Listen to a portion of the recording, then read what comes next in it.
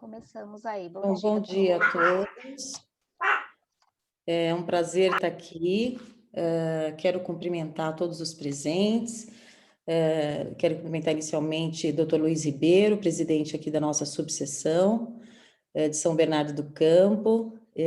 Cumprimentar a todos, né, a palestrante que está aqui, doutora Daniela, minha vice-presidente aqui da nossa Comissão de Proteção e Defesa dos Direitos da Mulher.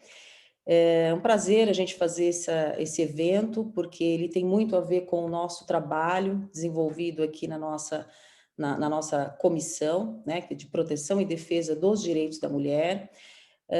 A nossa palestrante de hoje, ela vai falar de um assunto extremamente importante que tornou-se lei, né, recentemente, aliás, muito recente, né, mês passado, foi sancionada, então, as penas, né, o nosso Código Penal teve uma alteração e o artigo 147 traz, então, a violência psicológica, né, contra a mulher, que é algo que nós já viemos tratando, né, há muito tempo. Claro que a violência física e outros tipos de violência são extremamente importantes, mas a psicológica é aquela violência silenciosa. Então, a nossa comissão realizou trabalhos aí muito proveitosos, né, em relação à violência psicológica, em relação ao psicológico das mulheres vítimas de violência, e infelizmente foi interrompido por conta da pandemia. Fizemos alguns atendimentos online, mas não tivemos aí o mesmo resultado, né, e pretendemos voltar o quanto antes, assim que a pandemia nos deixar. Então, a violência psicológica é extremamente importante, e a nossa palestrante de hoje, ela escreveu um livro, né, que chama-se Assédio Disfarçado de Amor, né, que é exatamente sobre isso, né. A Ana é uma jornalista, ela vem desenvolvendo pesquisas relacionadas aí a esta questão, e ela vai trazer um pouco da sua experiência com o texto que foi escrito, com o livro que ela escreveu, e com os depoimentos que ela colheu, com mulheres que eventualmente ela conversou, né, porque é algo que tem que ser visto. E agora, né, trata-se de um crime aí que está lá no artigo 147 do Código Penal. Quero também dizer que a nossa comissão, né, eu fiz um relatório recentemente para a Câmara Municipal, foi me pedido, né, a Câmara Municipal enviou um ofício aí para a OAB, perguntando se nós poderíamos ajudar, né, tínhamos informações sobre o nosso trabalho, e eu, assim, fiquei muito feliz quando eu peguei os dados, né, porque nós temos tudo registrado, todos os nossos atendimentos, fiquei muito feliz em perceber que nós atendemos mais de 200 mulheres nesse período, né, e trabalhamos com o CRAN, tivemos uma parceria muito bacana, então um trabalho que eu tenho a honra de entregar justamente para ajudar todas essas mulheres. Então, antes de passar a palavra à palestrante, quero mais uma vez cumprimentar a todos, doutor Luiz Ribeiro, que está aqui, né, o presidente da nossa subseção, doutora Carmela Deliso, a vice-presidente, e não sei se querem falar algo, né, mas, enfim, eu deixo aqui à disposição, e convidar, então, a palestrante a iniciar essa palestra, né, esse bate-papo, essa reflexão acerca da violência psicológica que é tão importante. Bom dia a todos, a todas. Bom dia, senhora presidente, doutora Célia Nilander, sou presidente da subseção, doutora Daniela, vice-presidente da Comissão de Defesa e Proteção da Mulher. Gostaria de, como mulher, né, afinal, cumprimentar o belíssimo trabalho que essa comissão tem desenvolvido desde o início da gestão, qual muito nos honra, um trabalho humano, desvinculado de qualquer interesse outro, a não ser o bem-estar e a proteção da mulher. Então, muitíssimo obrigado pelo trabalho, parabéns a você, Célia, parabéns a você, doutora Débora, e Daniela, e todas da comissão. Muito obrigada e um bom evento. Muito bem-vinda, senhora palestrante, e Muito obrigada por ter deixado seus afazeres e contemplar e prestigiar a nossa subseção. Muito obrigada, cumprimento a todos que nos assistem. Obrigada, Célia. Devolvo a palavra. Obrigada. Nós que agradecemos. Obrigada. Bom, doutor Luiz Ribeiro, quer falar alguma coisa? Bom dia a todas. Parabenizar a doutora Célia, a doutora Daniela, realmente pelo trabalho realizado à frente da comissão. Como a doutora Célia muito bem disse, né? A pandemia acabou causando a interrupção de um excelente trabalho que estava sendo feito junto à Metodista. Números surpreendentes. Isso é uma preocupação que essa gestão sempre tem com as mulheres. É uma preocupação que o município tem, né? A doutora Célia muito bem ressalvou essa preocupação da Câmara, que tem uma comissão especial para fazer esse trabalho, do qual a doutora Célia foi convidada a fazer parte. E é importante, realmente, essa preocupação maior com a agressão psicológica, né? Porque a agressão física deixa marcas claras, a psicológica deixa muito mais marcas mais abstratas. E nós acabamos não tendo essa percepção. E me sinto confortável para dizer que não dá... Seria hipocrisia dizer que nós imaginamos, porque só quem realmente sente é que imagina. Nós não podemos ter nem a menor noção do que é isso, a dificuldade que é enfrentado pelas mulheres que sofrem qualquer tipo de abuso. Mas o psicológico acaba sendo mais complexo, né? Agradecer a palestrante, como bem dito pela nossa vice-presidente, por estar aí disponibilizando o seu tempo para que possamos conhecer um pouco mais, aperfeiçoar e melhorarmos, né? É uma pena, nós vemos aqui pelos nomes, eu estou vendo que só tem um homem além de mim aqui, que é o Fabiano, o resto é tudo mulheres, e eu acho que essa palestra, essa troca de informações tem que ser mais focada para os homens entenderem, porque as mulheres são as vítimas, elas talvez não saibam que estejam sendo vítimas, mas nós temos que entender que não devemos ser supostos ou pseudo-agressores. E não só o Código Penal, né, doutora Célia, mas nós também, minha área, direito imobiliário, direito condominial, e recentemente também foi aprovada uma legislação estadual, onde os administradores e síndicos são obrigados a denunciar qualquer suspeita de violência. Isso também foi uma vitória, nós estivemos brigando para que esse projeto fosse efetivamente aprovado e posto em prática, o que parece ser um absurdo, né? Ter que denunciar uma agressão, mas tem que virar lei para que o cidadão saia da zona de conforto, já que ele não é o afetado. Obrigado, doutora Ana, obrigado, Célia, obrigado, doutora Daniela, obrigado a todos os participantes. Eu estarei aqui sendo um ouvinte ávido dessa palestra. Obrigada, doutor Luiz. Nós que agradecemos, doutora Carmela, agradecemos mais uma vez. Doutora Daniela, minha vice, que eu tenho que deixar registrado aqui, que a Daniela é uma parceira incrível, braço direito mesmo, e ela faz todo o trabalho aí incansável, ela está sempre ao meu lado, me ajudando, né? Nós não conseguiríamos construir tudo que fizemos até agora se não fosse o trabalho da doutora Daniela e da nossa comissão, que eu quero deixar de antemão parabenizar a nossa comissão aqui. E sem mais delongas, então, vou passar a palavra à Ana, né, que vai nos abrilhantar aí com a sua palestra, com a sua experiência em relação ao assédio disfarçado de amor. Bom dia, então, a todos, a todas. Obrigada pelo convite. Quero primeiro parabenizar aí a iniciativa, né, porque é importante a gente falar, né, desse assunto que às vezes não é dito, não é falado, é colocado embaixo do tapete. Então, eu queria agradecer o presidente, a vice-presidente, a doutora Carmela, a vocês, doutora Célia, e a doutora Daniela, que me fez o convite. E lá atrás eu já tive um contato com vocês, né? Que foi, na verdade, no lançamento do livro, que eu fiquei muito feliz. Foi lá em maio, né? Quando eu lancei, a gente fez um bate-papo, e foi bem rica a troca naquela ocasião, e acredito que vai ser hoje também. E quando o doutor Luiz falou realmente que a palestra era importante a presença do homem, e eu reforço aqui, porque é um manual do que não fazer, do que não praticar, né? Para se identificar, né? Nossa, será que eu estou nessa conduta, né? Será que eu estou nesse comportamento? E nós somos vítimas e algozes em vários momentos, né? Em vários momentos nós somos vítimas. É um papel que acaba se trocando e não existe gênero, embora aqui a gente vai falar de mulher, né? Que é a parte mais frágil, digamos assim, mas os homens também sofrem assédio muitas vezes. O último capítulo do livro, inclusive, é sobre isso, né? Os homens também sofrem assédio moral, mas as mulheres, né? Por uma questão histórica nossa, né? A nossa sociedade paternalista, então nós sofremos mais, né?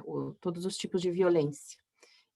E a psicológica, até como o Dr. Luiz ressaltou, né, e a doutora Célia, é a mais sutil, né, a mais subterrânea, a que não deixa marcas roxas pelo corpo, né, mas ela é tão danosa quanto. E, em muitos casos, é a mais difícil de se sair num relacionamento tóxico, né, num relacionamento abusivo. E o livro trata disso. Eu não sou psicóloga, né, então já tem vários teóricos nisso, mas quando eu escrevi o livro, ele foi a prática do que a gente viu, do que a gente vê na teoria. Tem um livro que até quem quiser se aprofundar, eu acho bem interessante, que é Assédio Moral. Depois que eu escrevi o livro, eu falei, vou buscar a teoria. E tudo que dizia na teoria era o que eu tinha escrito na prática. Então, dessa violência que é subliminar, está nas palavras, né? E assim, quem quiser pode participar, fazer perguntas, acho que é bacana essa troca e não ser só um monólogo, né? Então, sejam, né? Não sei como é que está a programação. Mas quando eu comecei a escrever o livro, ele foi meio como para quem é da área mais espiritualizada, ele foi tipo uma psicografia, assim, vieram várias memórias, ele é um mix de experiência pessoal, eu também sou consteladora familiar, então, e a gente se depara com eu me deparei com muitas mulheres nessa situação de que já, sei lá, 30, 40 anos de casado, 60 anos de idade, em que eram dependentes financeiramente dos maridos e não tinham mais para onde ir, não tinham mais para onde correr, não tinham mais forças, coragem. São várias questões, né, que envolvem o assédio moral. E me deparo muito com a questão financeira. E nessa pandemia a gente viu que as mulheres ficaram ainda mais dependentes, né, financeiramente, porque perderam emprego, perderam a renda. Então, assim, a situação se acirrou nessa pandemia. Então, são várias situações que fazem parte desse livro. Ele não tem uma linearidade cronológica, ele é feito de memórias. Então, a protagonista Helena, ela traz várias memórias que foram remetendo a várias situações dela de assédio e que ela se viu. Nossa, isso eu vivi, né? E como eu saí disso? O livro traz muito, não só o problema assédio, mas quais são os sinais, né? Porque quem está dentro de um relacionamento tóxico não percebe, porque ele é muito, muito sutil, né? E é muito disfarçado de amor. Então, assim, eu tenho cuidado. Quem ama, cuida, né? Aquela expressão, né? Quem ama, cuida. Eu até contesto um pouco, porque quem ama deixa livre, né? O amor é livre, o amor não é nó, é laço. E nesse sentido, são os sinais, né? Será que meu relacionamento está sendo laço ou está sendo nó? Né? Perguntar para o corpo como que está se sentindo, essa situação me deixa confortável ou desconfortável? E muitas mulheres que se veem numa situação dessa simplesmente não percebem, né? Elas estão dentro ali do olho do furacão. Às vezes precisa de uma terapia, de uma consultoria externa para se perceber, né? E o livro trata disso, não só o problema, mas também o autoconhecimento, a importância das terapias integrativas, né? Eu sou consteladora e também eu tenho uma plataforma de terapias integrativas que reúne as terapias. Então, qual foi a importância das terapias para trazer a consciência, né, à tona? Porque a gente está sempre no piloto automático, isso não só em relacionamento, né? Mas na vida em geral a gente está em piloto automático. E quando a gente para, analisa, começa a analisar os comportamentos, né, do outro e nosso também, a gente começa a ver, não, será que isso aqui é abuso ou não? E eu também acho importante a gente verificar o nosso papel enquanto agente. Não somos culpados, mas o que em nós atraiu esse tipo de perfil de pessoa, né? Semelhante atrai semelhante. Então, o que em mim estava evidente que atraiu essa outra pessoa, o abusador, porque nós abrimos alguma brecha nas nossas N falhas, né? Nós somos da ordem do vazio, dizia minha psicóloga. Então, que parte do nosso vazio atraiu esta outra pessoa? Que ela faz uma leitura muito rápida das nossas necessidades. Então, e daí, lógico, né? É o casamento perfeito, né? Um buraco, né? Se encaixando em outro buraco. Então, assim, aquela questão que eu vou encontrar metade da minha laranja é muito mentira. Porque nós temos que ser inteiras para também nos relacionarmos com outra pessoa inteira. E tudo isso está no livro, de uma certa maneira. As vivências mais simples, elas estão descritas aqui, como o luto de pessoas vivas, a culpa. Eu tenho me deparado com muitas mulheres que é assim, mas eu tenho dó, ele não me fez nada. Eu escuto muito as mulheres falando, nossa, ele não me fez nada, eu me sinto culpada, né? E é muito sutil essa questão, porque realmente não teve tapa, não teve agressão, muitas vezes não teve nem discussão. Mas o controle é tão exagerado, é tão forte, que você se sente presa. E a capa do livro, se me permite mostrar, desde o começo da capa, ela diz tudo, né? A capa, para mim, eu sou suspeito, que eu amo essa capa. Mas é uma mulher, já... deixa eu ver se eu consigo. Acho que eu consigo. Deixa eu ver. Minha iluminação não está muito boa. É uma mulher que já está perdendo, vamos dizer assim, já não tem olho, quase não tem boca.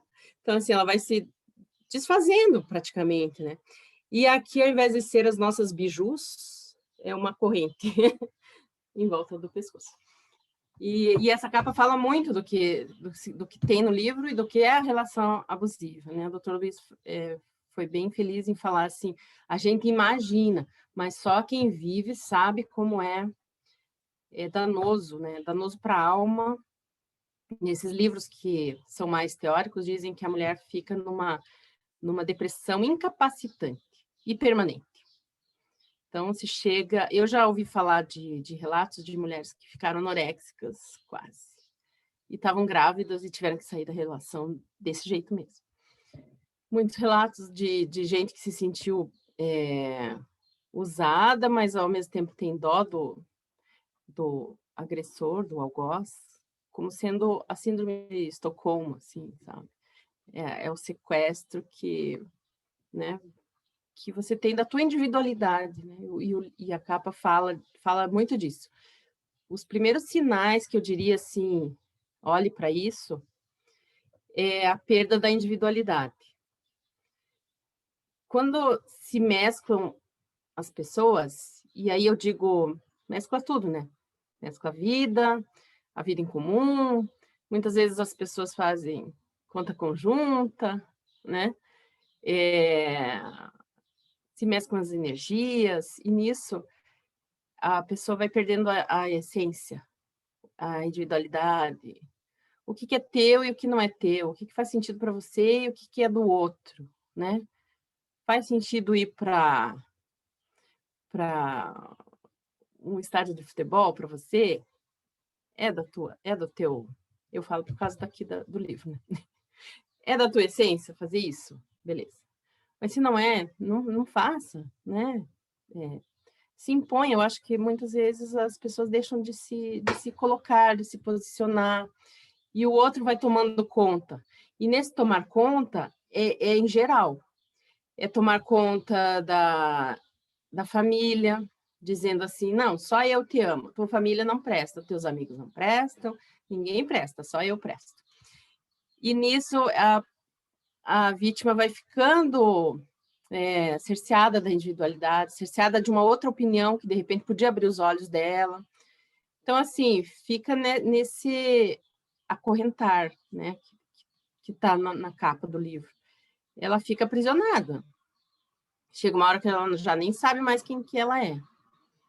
E para essas pessoas que eu digo que precisa de um olhar externo, precisa manter a individualidade, precisa manter a saída com as amigas, sem hora para voltar, sabe? Então, esses dias mesmo aconteceu, a minha irmã se casou faz pouco tempo. E estavam nesse embate assim, nossa, eu quero sair com a minha amiga, mas eu não vou levar ele, mas eu quero sair com a minha amiga.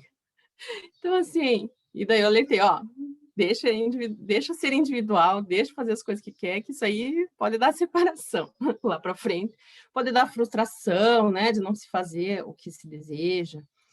E tem um caso aqui no livro que a primeira compra do supermercado da Helena é cheio de descobertas, né? Esse livro é cheio de descobertas pós-separação.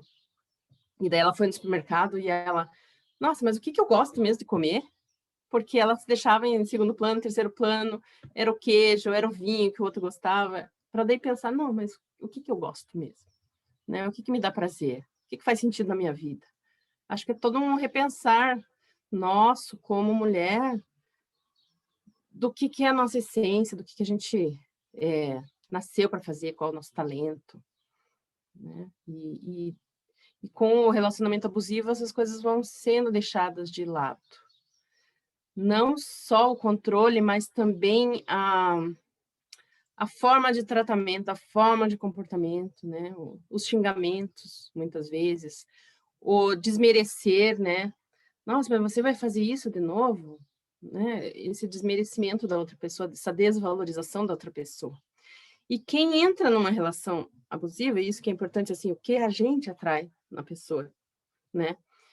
É que são mulheres que amam demais. Inclusive, tem um livro que é bem bacana, que é justamente, o título é justamente Mulheres que Amam Demais. São cuidadoras, toda mulher é cuidadora por natureza, né? Eu considero. Mas essas mulheres, em especial, são muito cuidadoras, né? E como consteladora, a gente acaba deixando um papel de marido-mulher. Aqui não é mulher, marido-mulher, pode ser mulher-mulher, não tem, existe abusividade em qualquer relacionamento, em qualquer tipo de composição. Então, a gente deixa o relacionamento tem que ser 50% a 50%. Mas, quando se entra numa relação dessa, o abusador é uma pessoa que a gente admira muito, que é uma pessoa de muito prestígio, muito posição, prestígio no sentido assim, é bem-sucedida, é uma pessoa que se admira. Então, a pessoa já entra numa situação de menos na relação, né? Por amar demais e por achar que o outro, né, é mais do que você. Tem essas situações que acontecem no relacionamento abusivo. Então, é justamente olhar para isso lá atrás, né? Infelizmente, está tudo lá na nossa mãe, no nosso pai, gente. Não tem outro caminho a não ser olhar para isso, né? O que faltou lá atrás e que você está tentando preencher esse vazio, né? De forma afetiva. Que tipo de cuidado, que tipo de amor, que tipo de relacionamento, né? Você está tentando suprir. Tem muito disso no relacionamento abusivo. E é olhar para isso, é dessa maneira que a gente consegue sair, né? É dessa maneira só que a gente consegue seguir sozinha, não sozinha, mas praticar a solitude. As mulheres eu vejo isso, assim, não consegue ficar sem ninguém, né? Às vezes precisa de um companheiro, ou às vezes precisa sair engatar um outro relacionamento para sair desse atual relacionamento. Então, o que eu sugiro, assim, saia desse relacionamento, mas fique um tempo olhando para isso. É importante, assim, esse distanciamento para se encontrar, para você verificar realmente a tua essência. E conseguir daí, então, olhar para uma próxima relação sem necessitar preencher buraco, mas sim que a outra pessoa complemente, some, né? O relacionamento tem que somar. Se começa a diminuir, né? Tem alguma coisa errada. Então, assim, é olhar para tudo isso. E as terapias aqui, que eu sou apaixonada pelas terapias integrativas, né? Todas, né? Desde a psicologia até outras, todas me somaram, desde um floral, desde, né, hipnose. Nas terapias que eu faço, eu testo todas elas. Então, eu posso dizer, todas elas somam de alguma maneira, elas trazem um insight, elas trazem a consciência, o teu comportamento em relação à família, né?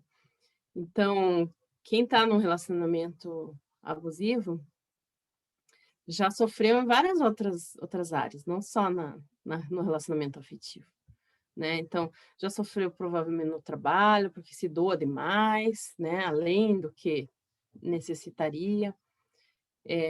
Geralmente que é muito o olhar o ser aprovado, o ser amado, né? Então, nesse livro, eu acho que até nem é no Mulheres que Amam Demais, é num outro livro. O nosso primeiro olhar é com a mãe, né? Com os cuidadores em geral.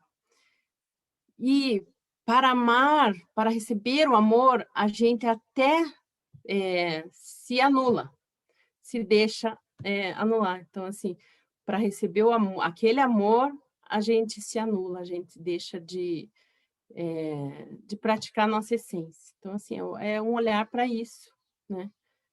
E depois dos 18 anos, se a gente não recebeu amor, gente, e todo mundo aqui tem mais de 18, a gente tem que preencher esse amor com outra coisa, né?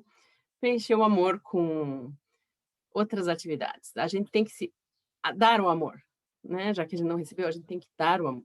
Então, pelo autoconhecimento, é esse o caminho, né? Então, assim, é um caminho sem volta o autoconhecimento. Isso que eu acho muito fascinante. Sempre vai ter alguma coisa para a gente descobrir. É uma casca de cebola, né? Cada vez a gente vai se desvendando e olhando para as questões, às vezes, que às vezes são um estopim da relação.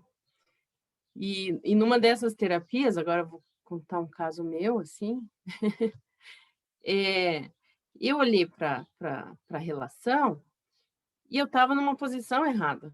Eu estava buscando, né, outra questão e que não era a relação saudável. Então, no que a gente está errando, no que a gente está patinando, e às vezes repetindo o padrão, né? Nesse caso aqui do livro, são 2 relacionamentos abusivos, são 24 anos em que a pessoa ficou olhando a lição de volta, né? A lição que não é aprendida, ela se repete. Então, nesse caso, né, foram 2 vezes. E eu já ouvi relato de pessoas num congresso que eu participei de 4 relacionamentos abusivos. Então, assim, e isso porque não se ligou sobre os padrões, né, da outra pessoa, né? Ler os sinais das outras pessoas. E nesse mesmo congresso eu achei bem interessante. Tem aqui algumas perguntas, será, gente? Eu não estou olhando, não estou conseguindo ver assim. Estou falando com vocês e não estou vendo. Tem um compartilhamento aqui, né? Ah, tá bom. Da doutora Thelma. Pode falar. Ah, tá bom. E nesse congresso até achei interessante, assim, como identificar um narcisista já nos primeiros encontros, assim, dizia, tipo um manual, assim. O narcisista, ele, né, que é esse tipo, narcisista patológico, e, enfim, eu não sou psicóloga, são vários graus de narcisismo, né? Mas nesse em si a pessoa, ela quer ter sempre a razão, no sentido de eu estou certo e você, né, atenha-se ao seu papel. E o que é legal, assim, um dos sinais, assim, então, marca o jantar e em cima da hora, sei lá, meia hora antes, 1 hora antes, diz que não vai poder, que surgiu um imprevisto e tal. O que uma pessoa normal, digamos assim, né, faria? Ia ficar chateada, com certeza, mas ia entender, ia remarcar se tivesse interesse, né? O narcisista não, é um exagero, é muito, a reação é muito exagerada. As reações são muito exageradas, né? Então, olhar para esses sinais, né? E muitas expressões também a gente se depara ao longo de um relacionamento abusivo. Por exemplo, você nunca vai conseguir ninguém na vida, eu faço tudo por você, você não me dá valor e eu faço tudo. São frases assim que denotam esse poder, né? Quem é narcisista quer exercer o poder sobre outra pessoa. Então, para isso, a pessoa é subjugada, é desvalorizada, é pisada nos seus valores, né? No que considera essencial. E esses relacionamentos tóxicos vão tirando, assim, eu diria que até o brilho da alma, né? Não é o olho roxo, porque parece que quando é a violência física, eu não sei vocês, e não tô certa nem errada, mas parece que chegou aquele estopim, parece que chegou aquela gota d'água, né? E a pessoa, não, disso eu tenho que sair. E no livro até fala que uma das entrevistas até que eu fiz, e foi real, de uma colega que sofreu assédio, violência física mesmo. Começou jogando um travesseiro, começa assim, né? Começa jogando travesseiro até que empurra, né? E ela não deixa, olha só como a gente tem que trabalhar as nossas crenças. Ela não deixava o relacionamento por causa dos filhos. Ela tem 3 filhos e pensava assim, nossa, mas os meus pais nunca se separaram. Então, nossa, será que eu não tenho que levar adiante? São essas crenças que aparecem, né, nesses relacionamentos abusivos.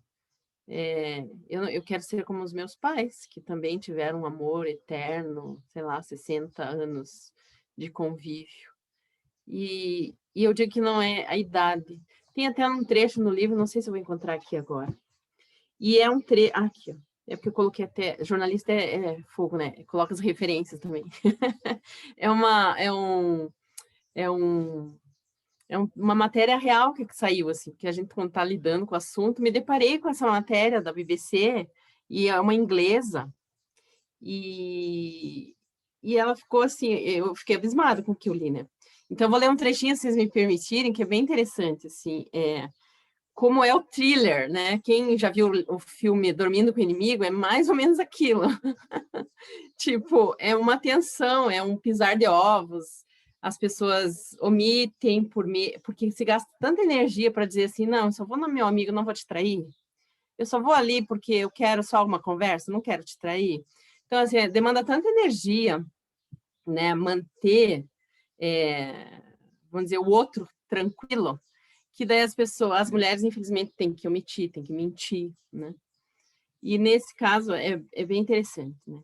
A mulher chamada de Sara, para preservar a identidade, contou que o marido era tão controlador que desenhava linhas em volta dos objetos na casa para depois checar se a mulher tinha movimentado algo enquanto estava fora. Depois de 2 anos de casamento, começaram a despontar aqui e acolá os sinais. A gota d'água de Sara aconteceu quando foi acusada de ter mudado de lugar um objeto que ele havia demarcado. Foi aquela gota d'água que fez o copo transbordar. E aos 73 anos, imagine, ela tinha 70, ela tem, né? Tá viva ainda. Ela tem 73 anos, depois de 55 anos de casados, ela se libertou. Agora, livre do medo para refazer a vida. E deixa um recado para quem passa por uma situação semelhante. É isso na matéria mesmo. Eu nunca pensei que teria para onde ir, que poderia ir embora. Mas você pode. Eu digo para qualquer pessoa na mesma situação. Você pode sair e não fazer o que eu fiz. Então, achei bem interessante. Daí ela foi morar na casa da filha e tal. Então, a pessoa se sente... para onde eu vou, né? Nesse caso da mulher que eu falei, que ela saiu grávida, anoréxica, ela foi para casa da mãe. é importante ter uma rede de apoio, né? Eu vejo que as mulheres, às vezes, não têm essa rede de apoio, né? Para onde eu vou? O que eu vou fazer? Né? A renda. Tem um capítulo aqui, inclusive, que é o mito da dependência financeira, né? E daí conta como ela lidava com essa dependência financeira, né? E quando ela se separou, ela simplesmente, isso foi por terra, porque as coisas aconteceram, as coisas se abriram. E engraçado, depois que a gente escreve o livro e coloca alguns posts no Face, vem muitas mulheres, eu já passei por isso, me identifiquei com isso. E teve uma amiga até que eu não ajudei, mas tipo, ela já estava nessa situação de se separar. O marido não estava acreditando, tipo, mas você tem tudo, eu faço tudo por você. E a pessoa que é abusadora, ela não se reconhece. Ela acha que aquilo ela tem isso como no quadro dela, no comportamento já arraigado. Ela não se reconhece narcisista. É uma pessoa doente, mas que não sabe que está doente. E essa é a pior doença, né? Você saber que está doente e não se reconhecer como doente. E perpetua isso. O pior é que perpetua. Então, nós temos a responsabilidade de, primeiro, nesse fórum, acho que é bem importante, denunciar. Né? E tão recente que está agora a legislação sobre violência psicológica, e é tão sutil, como que a gente vai dizer para você o que você sofreu e que é psicológico ou não, que é abuso moral ou não, abuso patrimonial, né, que também existe ou não. E é muito sutil, cada uma sabe, né, a sua dor. Por isso que a violência psicológica eu acredito que é uma das mais desafiadoras até para a parte jurídica, né? O que é considerado, né, abuso psicológico, até onde vai, né? E pode se transformar numa violência física.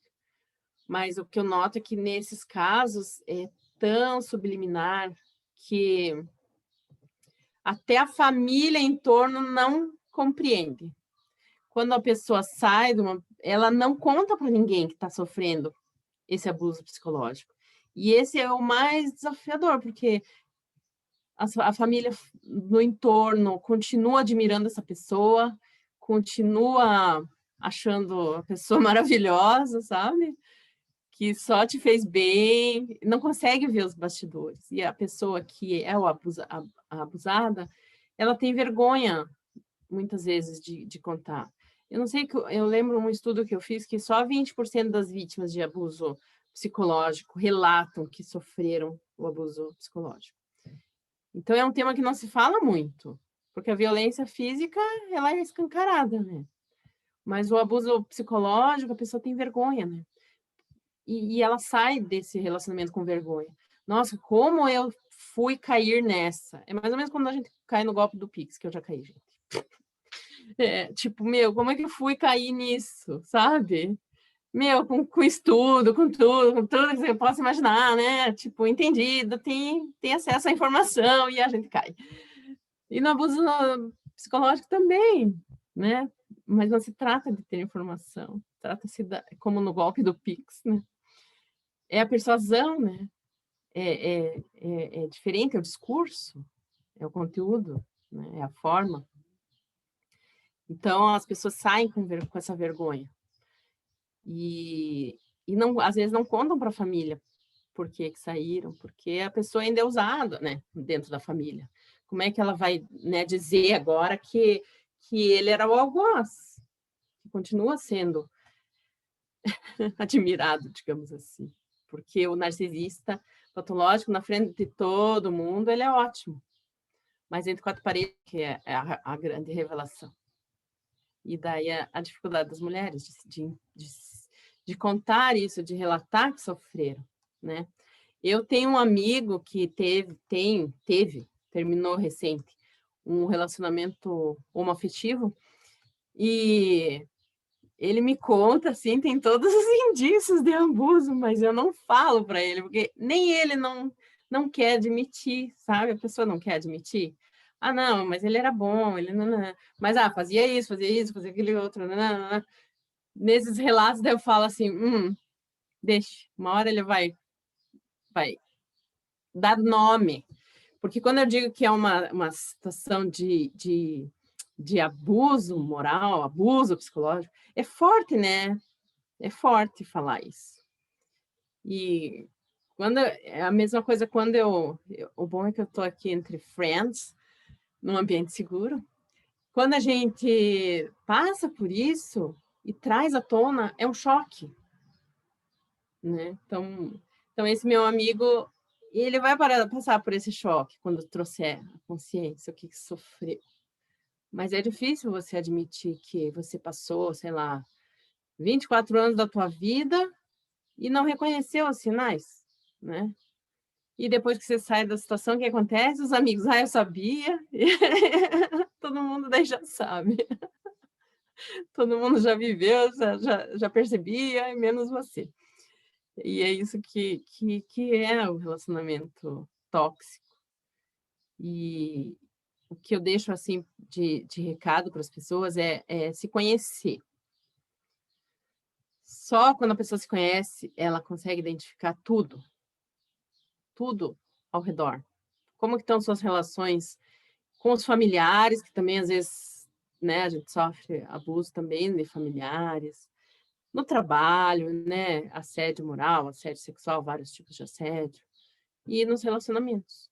E só a gente se conhecendo sabe que buraco a gente precisa preencher com o amor próprio, com a autoestima, com a nossa essência, com os valores, com a individualidade. E eu acho bem importante esse trabalho de vocês, porque traz à tona um tema que é extremamente importante nos dias de hoje. Não é muito falado, a violência física está aí, né? Ela é escancarada. Ela estampa os jornais, como jornalista ela dá audiência, danada, né? Porque ainda mais se for um famoso aí que sofreu violência doméstica, mas a psicológica ela é deixada de lado porque é muito sutil, né? Não dá audiência, não dá ibope. Mas é tão danosa quanto a violência física. Então, eu diria que a gente precisa construir uma rede de apoio, principalmente para essas mulheres. E, principalmente, fonte de renda, né? Talvez aqui deixar uma semente, assim, de algum projeto que a gente, eu já estou me enturmando aqui, já, com vocês, de desenvolvimento de renda mesmo. Dar um curso de informática, N cursos, né? N possibilidades dela sair disso, né? Ajuda psicológica, né? Da constelação familiar, enfim, das terapias. E aí eu já me coloco à disposição, porque é um trabalho bem importante. O ano passado a gente fez um trabalho de voluntário, de cuidando do cuidador. Vieram enfermeiras, várias pessoas que estavam cuidando na pandemia. E eu tive a grata oportunidade de atender duas ou três mulheres que estavam passando por uma situação de abuso moral, psicológico. Então, todo mundo diz que o constelador tem o constelado que merece, né? A gente acaba atraindo por semelhança essas mulheres. E é um trabalho tão bacana quando a gente consegue que a mulher traga consciência dos comportamentos que ela tem com relação ao outro, né? E identificar no outro as coisas que não estão bem, né? E é muita ilusão a gente achar que mudamos o outro. A gente só muda a nós mesmos, né? O outro é problema do outro.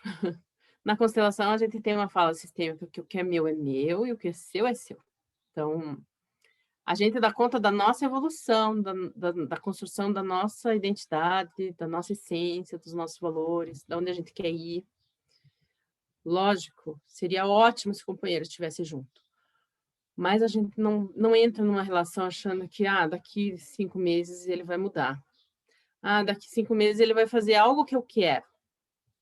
Daqui 1 ano, eu sei, eu vou fazer a vontade dele, mas ele também depois vai retribuir. Então, assim, se a pessoa entra numa relação com esse pensamento, já digo que já vai estar fadado ao fim, né? Porque ninguém muda ninguém, né?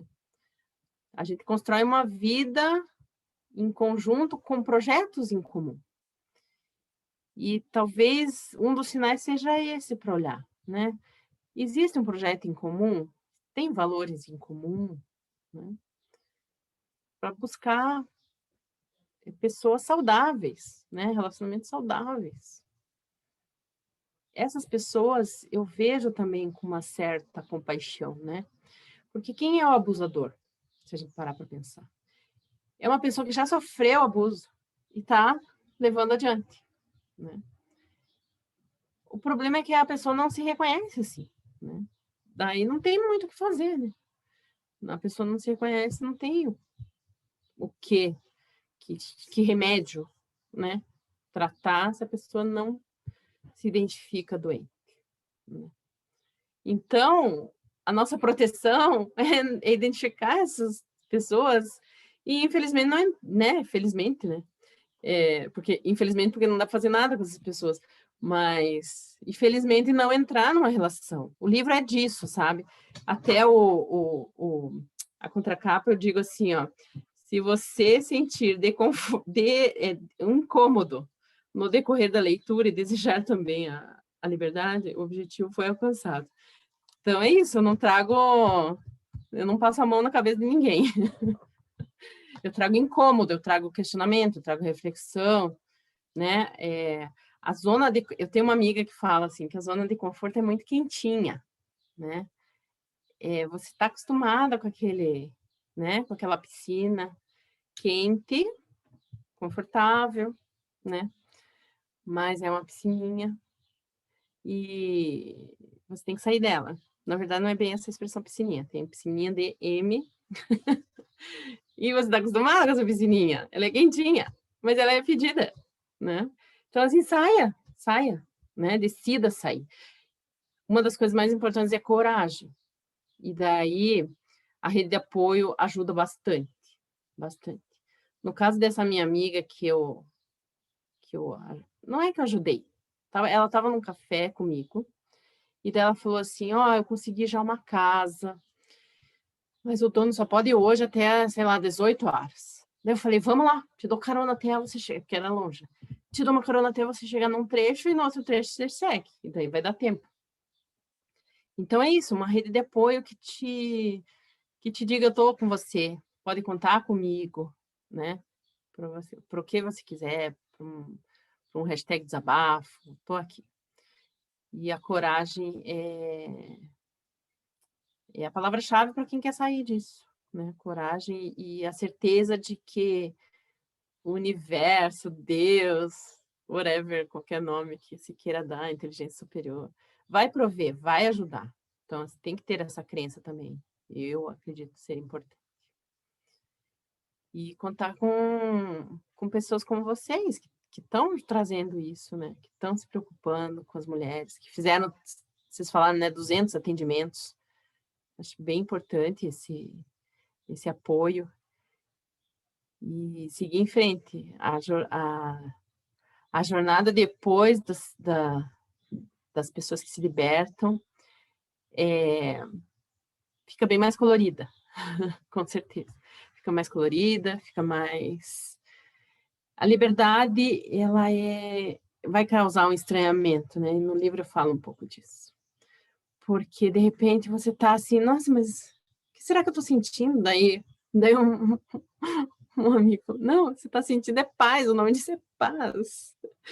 Então, assim, nossa, como é lindo, né? Como é linda a sensação de paz, de estar bem, de estar tranquilo, sem precisar ficar naquele estado que os psicólogos dizem, de estado de alerta constante.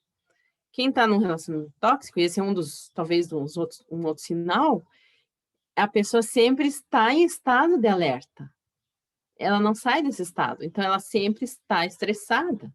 Ela sempre está naquele estado de já quase explodir, mas não pode. Mas daí vê que é algo que ela acha que é com ela, porque não leu o sinal.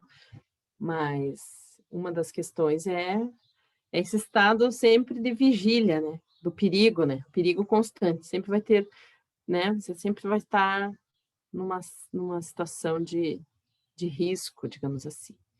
Porque você nunca sabe se o outro vai reclamar, se o outro vai achar ruim o que você fez, né? Se você não chegar na hora, se você não fizer aquilo que a outra pessoa quer.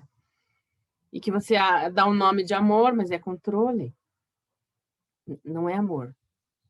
Infelizmente, não é amor. Por isso, assédio disfarçado de amor. E agora eu acho que é isso um recado que eu queria dar para vocês. Agradeço bastante. Esse tema me é muito, assim, de uma emoção muito grande. É como o Dr. Luiz falou, né? Só quem vive sabe o que é. E eu fico, assim, à disposição de vocês para quando vocês precisarem. Estou sempre aqui com vocês, porque é um tema que cada vez mais as mulheres precisam saber.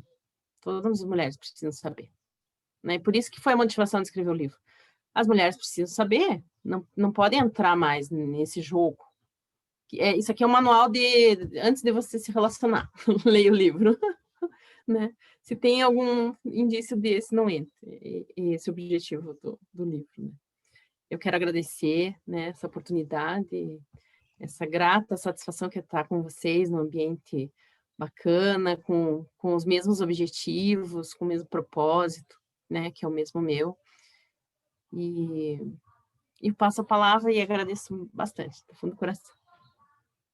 Bom, nós que agradecemos, Ana, pela tua fala, pelas tuas reflexões, né? São muitíssimo importantes. Quero cumprimentar aqui a doutora Thelma, do Direito Sistêmico, que também nos ajuda bastante aqui na nossa comissão.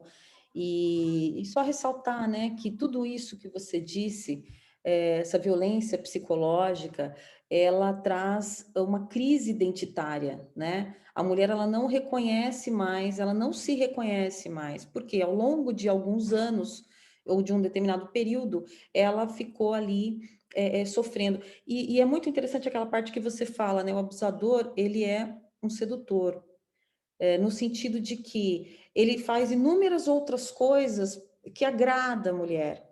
E, no entanto, ele também comete, né, por esse falso amor, ele acaba aprisionando-a, né? Então, é isso que nós tratamos muito na comissão, né? Que nós falamos muito para as mulheres que lá estiveram, né? Que, mas ele me ama. Não, você está equivocada. E é natural, todas nós podemos estar equivocadas, porque é muito sutil, né? Então, a mulher, ela chega um momento que ela não consegue enxergar, e é muito difícil para ela. E como ela faz para sair disso? Autoconhecimento, né? Nós fizemos muitas constelações familiares, né? Questões relacionadas a pai e mãe, sempre, né? Como disse Freud, né? A psicanálise já traz isso para nós. Tem uma questão com o pai ou com a mãe que te faz ficar realmente refém numa situação como essa. E a terapia é o que vai poder ajudar essas mulheres que sofrem violência psicológica realmente a saírem. E não é fácil realmente. Né? É difícil porque ela é sutil, ela está disfarçada de amor. A física não, né? Mas a psicológica, ela vem disfarçada de amor. E aí, acreditando que existe esse amor, a mulher, ela permanece. Então, um tema interessantíssimo, quero agradecer a Ana pela explanação, quero agradecer a todos que aqui estiveram, agradecer a minha vice, doutora Daniela, e se alguém tiver alguma pergunta, pode colocar aqui no nosso chat, e, enfim, eu que agradeço, Instituto Integrar. Eu queria falar para a Ana que somos todas vítimas em reconstrução. Né? Nós aprendemos com os nossos familiares algumas violências que eram permitidas há um tempo atrás, que faziam parte da nossa cultura, e hoje nós estamos nos reconstruindo como mulheres, entendendo que existe o amor próprio e que nesse amor eu posso fazer um pouco diferente, como disse a doutora Thelma, eu vou para minha má consciência, mas com gratidão a tudo que foi até hoje, e dizer realmente que o que nós percebemos nesses anos de tratamento foi que nós temos que procurar uma rede de apoio, temos que nos fortalecer, buscar pessoas que possam nos levar para o mais, né? nos transformar como pessoas, mas respeitando a nossa individualidade, porque cada um é de um jeito, cada um consegue vivenciar uma dor diferente, porque às vezes um amigo diz que você não deveria estar naquele lugar, mas você não entende por que você não deveria estar naquele lugar, né? Como você disse, aquele lugar está gostoso às vezes, né? Tem ali suas compensações, então que seja uma análise pessoal, que procure grupos de atendimento a mulheres, que a gente sabe que tem por todo o Brasil, e ajudem suas amigas, né? Porque, como você diz, às vezes as amigas estão vivendo situações e elas não estão percebendo.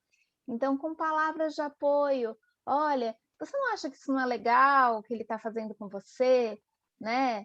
Conversar sobre isso, entender em que posição você está na relação, se você está trocando seu papel, se você está ali no lugar de mãe, você não serve como companheira. Então, ou se você está no lugar de filha também, ele está sendo seu pai na relação. Então, nada que uma terapia não possa te levar para o nível de consciência do relacionamento e possa te ajudar.